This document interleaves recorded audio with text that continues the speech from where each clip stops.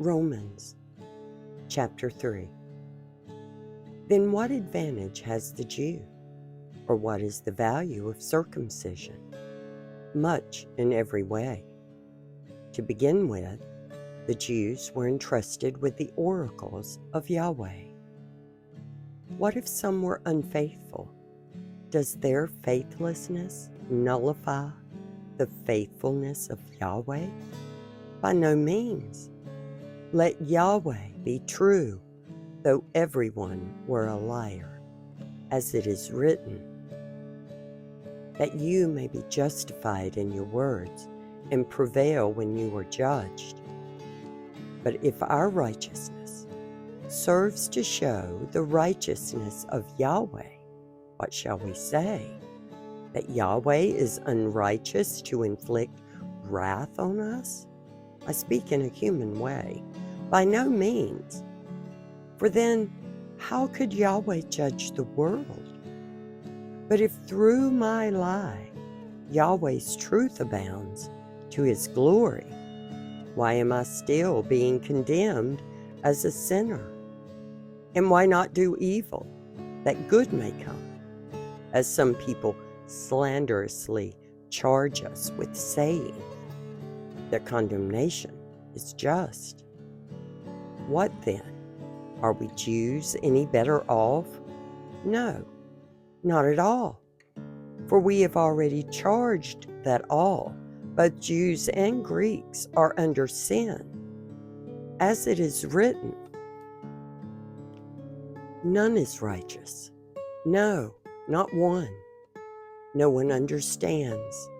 No one seeks for Yahweh. All have turned aside. Together they have become worthless. No one does good, not even one.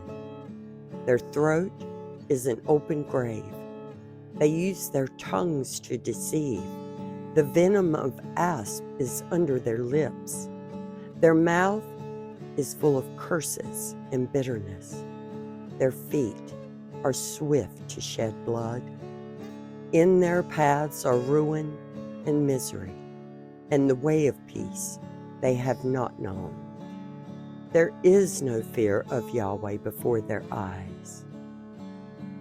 Now we know that whatever the Torah says, it speaks to those who are under the law, so that every mouth may be stopped, and the whole world may be held accountable to Yahweh.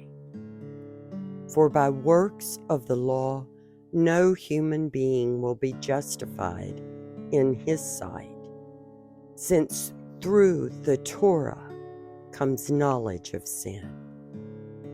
But now the righteousness of Yahweh has been manifested apart from the law, although the law and the prophets bear witness to it, the righteousness of Yahweh through faith in Yeshua HaMashiach, for all who believe. For there is no distinction, for all have sinned and fall short of the glory of Yahweh Elohim, and are justified by his grace as a gift through the redemption that is in Yeshua, whom Yahweh put forward as a propitiation by his blood, to be received by faith. This was to show Yahweh's righteousness, because in his divine forbearance he had passed over former sins. It was to show his righteousness at the present time, so that he might be just and the justifier of the one who has faith in Yeshua HaMashiach. Then what becomes of our boasting? It is excluded. By what kind of law? By a law of works? No, by the Torah of faith. For we hold that one is justified by faith, apart from the works of the law. Or is Yahweh the Elohim of Jews only? Is he not the Elohim of Gentiles also? Yes, of Gentiles also.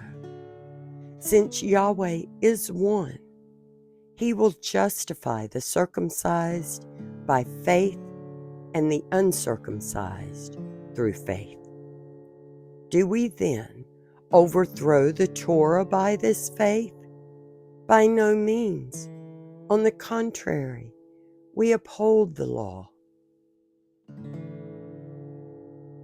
Baruch be the reading of the word, both now and forevermore. Shabbat Shalom.